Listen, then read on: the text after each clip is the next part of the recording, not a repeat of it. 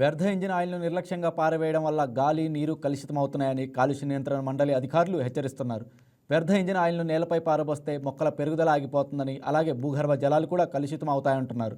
వ్యర్థ engine ఆయిల్ను bio remediation వంటి పద్ధతుల్లో శుభ్రపరచడం ముఖ్యమంటున్నారు. వ్యర్థ ఇంజిన్ ఆయిల్ను డ్రైనేజీలో లేదా నేలపై పోయకుండా ప్రభుత్వ నియమాల ప్రకారం వ్యర్థాల సేకరణ కేంద్రాలకు ఇవ్వాలని కాలుష్య నియంత్రణ మండలి అధికారులు చెబుతున్నారు. రీసైక్లింగ్ బిజినెస్లో 20 ఇయర్స్ నుంచి ఉంటున్నాం అనమాట.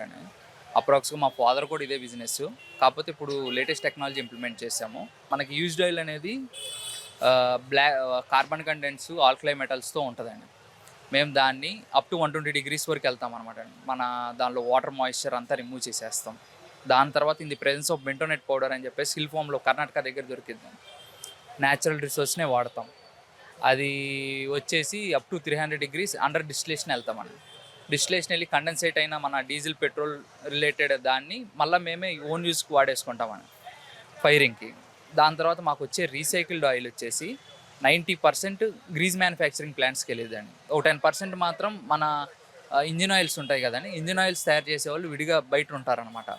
దానిలో వచ్చేసి మన ఎడిటివ్స్ ఈ యాడ్ చేసుకుని వాళ్ళు ఏపీఐ స్టాండర్డ్స్ ప్రకారంగా వాళ్ళు అమ్ముకుంటారు.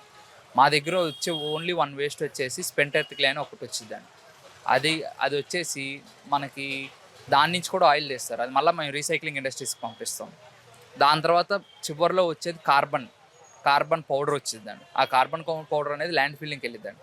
మన ఫ్లైఓవర్స్ ఈ కన్స్ట్రక్షన్ అప్పుడు వాటప్పుడు వెళ్ళిద్దండి. సో అదే కొన్ని సంవత్సరాల తర్వాత కార్బన్ పౌడరు మనకి కోల్ ఫామ్లో అయిపోద్ది అనమాట అండి. సో మనకి జీరో వేస్ట్ అనమాట. దీని ద్వారా మేము యూజ్డ్ రీసైక్లింగ్ బిజినెస్లో 20 ఇయర్స్ నుంచి ఉంటున్నాం అనమాట అండి. ఈ వీడియో మీకు నచ్చినట్లయితే లైక్ చేయండి, షేర్ చేయండి, మా ఛానల్కి సబ్స్క్రైబ్ చేయండి.